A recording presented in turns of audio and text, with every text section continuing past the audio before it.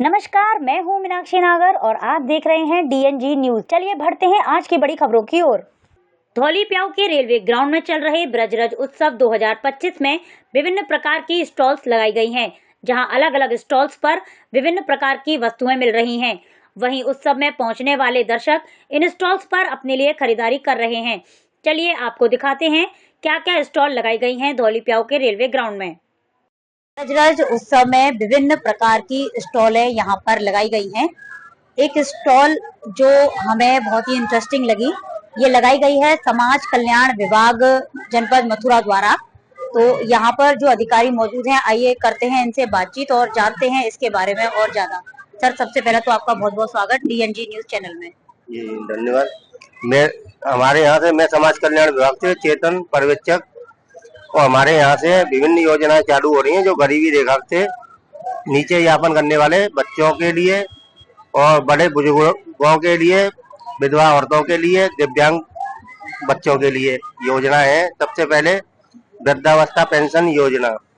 इसके लिए गरीब आदमी जिसकी उम्र 60 वर्ष हो, जिसकी आमदनी 40,000 के लगभग हो, उसके लिए हमारे यहाँ से तिमाही 3,000 रुपए का प्रावधान देने का प्रावधान है। उसके बाद है दूसरे नंबर पर अनुसूचित जाति, अनुसूचित जनजाति शादी अनुदान योजना। इसके लिए बच्चियों को 20,000 रुपए, घर से शादी करते हैं उनके लिए 20,000 रुपए की योजना है ये हमारे लिए। उसके बाद है एक मुख्यमंत्री सामूहिक विवाह योजना, जिसके तहत गरीब लोग होते हैं जो घर से शादी नहीं कर पाते हैं, वो सम्मेलन में शादी कर सकते हैं। उसके लिए 60,000 रुपए लड़की के खाते में जाते हैं, 25,000 का सामान है और 15,000 का उनका खाना पीना। इस तरह से 1 लाख रुपए की ये योजना है। तीसरे नंबर पर है निराश्रित महिला पेंशन। उसके लिए भी तिमाही पेंशन आती है 1,000 रुपए प्रति, मतलब 3 महीने की 3,000 रुपए, 1,000 रुपए प्रति माह की पेंशन है ये। उसके बाद है चौथे नंबर पर है दिव्यांग पेंशन। उसके लिए भी 1,000 रुपए माह पेंशन मिलती है। गरीब जो जिनकी उम्र 18 वर्ष हो और 40% विकलांगता हो, उसके लिए ये योजना है। और उसके बाद है हमारे यहाँ छात्रवृत्ति योजना, इंटर हाई स्कूल इंटर से और ग्रेजुएशन के लिए योजना है। इससे ऑनलाइन फॉर्म भरा जाता है, उसके थ्रू सरकार PF से पैसा भेजती है। और कोई जानकारी ये चीज आपने बताई, ये कई सारी चीजें आपने बताई, जैसे दिव्यांगजनों के लिए भी हो गई, विवाह के लिए भी हो गई, निराश्रित महिलाओं के लिए भी हो गई। तो लगभग 5 से 6 जो योजनाएं इस समय चल रही हैं समाज कल्याण विभाग द्वारा, वो आपने हमें बताई। अच्छा, इनमें जो आवेदन करता है वो किस तरीके से आवेदन कर सकते हैं? ऑफलाइन ही कर सकते हैं या ऑनलाइन भी किया जा सकता है? किस तरह का इसमें आवेदन कर सकता है? नहीं, एक बात बताऊं, जब से ये ऑनलाइन हुआ है, कम से कम 6 वर्ष हो गए ऑनलाइन चालू हुए, जब से ये ऑनलाइन ही हो रही है सब योजनाएं।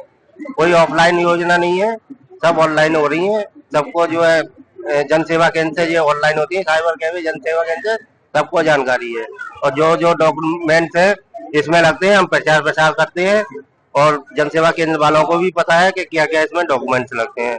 और अधिक जानकारी के लिए हमारे संपर्क कर सकते हैं हमारे समाज कल्याण विभाग से। अच्छा, अपने जो समाज कल्याण विभाग की जो वेबसाइट है, उसको एक बार आप बता दीजिए हमारे कैमरा में, जो हमारे दर्शक देख रहे हैं, तो उनके लिए थोड़ा सा हेल्पफुल हो जाएगा। ये पेंशन के लिए मैडम, इसके लिए STTPS SSPY UP.Government.in, ये वृद्धावस्था पेंशन के लिए योजना है, इसके लिए है। और शादी अनुदान के लिए STTPS शादी अनुदान .UPSDC.Government.in, ये शादी अनुदान के लिए योजना है। जो वृद्धावस्था पेंशन की है, मैं वृद्धा को इस वजह से वृद्धा की बता पाऊंगा। जी, चलिए बहुत बहुत धन्यवाद सर आपके लिए। अगर किसी को कोई डाउट है तो वो किस तरीके से अपना डाउट क्लियर करे? क्योंकि कई बार ऐसा होता है कि जन सेवा केंद्र वाले अपनी मनमानी कीमत वसूल लेते हैं उन लोगों से एप्लीकेशन फॉर्म भरवाने के लिए या अप्लाई करने के लिए। क्योंकि जब वो खुद ही, मतलब वो खुद इस योजना में, अगर भाई कोई जरूरतमंद होगा वो ये योजनाओं का लाभ लेना चाहेगा ना, इसके पास जरूरत ही नहीं है तो वो क्यों इनका लाभ लेगा? और उन लोगों को भी साइबर कैफे वाले, जनसेवा केंद्र वाले कई बार अपने मनमाने तरीके से लूट लेते हैं। तो ऐसी स्थिति में क्या वो कहीं शिकायत इसकी दर्ज करा सकता है क्या? हाँ, ये शिकायत दर्ज भी हो सकती है, और आप उसके लिए ज्यादा जानकारी करना हो तो ग्रामीण क्षेत्र के लिए खंड विकास अधिकारी, एडीओ और हमारे बीडीओ बैठते हैं, उनसे जानकारी कर सकते हैं और वो भी आपका समाधान करेंगे। और अगर वो वहाँ से नहीं होती है, जिले पे समाज कल्याण अधिकारी हैं, उनसे संपर्क किया जा सकता है। जी, बहुत बहुत धन्यवाद सर आपके लिए। सर ने हमें इस समय समाज कल्याण विभाग द्वारा जो योजनाएं चल रही हैं उनके बारे में भी विस्तार से बताया, वेबसाइट के बारे में भी बताया और साथ ही साथ ये भी बताया कि कहीं जन सेवा केंद्र या साइबर कैफे वाले अगर आपको मनमाने तरीके से जो भी कोई योजनाओं का लाभ लेने जाते हैं या आवेदन करवाने जाते हैं, उन लोगों से अगर पैसे ऐंठते हैं या उन्हें इसके नाम पर योजनाओं के लाभ देने के नाम पर उनसे मनमानी कीमत वसूलना चाह रहे हैं या ले लेते हैं, तो ऐसे लोगों की शिकायत भी वो समाज कल्याण विभाग में जाकर के कर सकते हैं और उन पर भी जो भी उनकी कार्रवाई होगी, सख्त से सख्त कार्रवाई ऐसे लोगों पर की जाएगी। ऐसी ही और खबरों को देखने के लिए देखते रहिए डीएनजी न्यूज। अपने साथी तरुण नागर के साथ मैं मीनाक्षी नागर, डीएनजी न्यूज के लिए।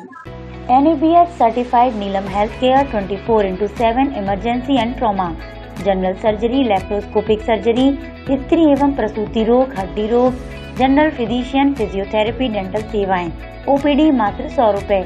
इसके साथ ही नीलम हेल्थ केयर में लेवल 3 NICU उपलब्ध है। नीलम हेल्थ केयर में 24/7 इमरजेंसी एवं ट्रॉमा सेंटर रहते हैं। इसके अलावा आपका general physician, general surgeon with laparoscopic surgery, इसके अलावा गायनी एंड ऑब्स्टेटिक केयर्स, इसके अलावा पीडियाट्रिशियन, इसके अलावा आपके डेंटल और physiotherapy, ICU, OT, private room, सारी फैसिलिटीज़ अवेलेबल हैं। इसके साथ में नीलम हेल्थ केयर ने एक नई सुविधा शुरू करी है लेवल 3 NICU की। संपर्क करें Rani garden opposite Shri square, Govardhan चौराहा, मथुरा। Mobile number 9259363963, 9084850492।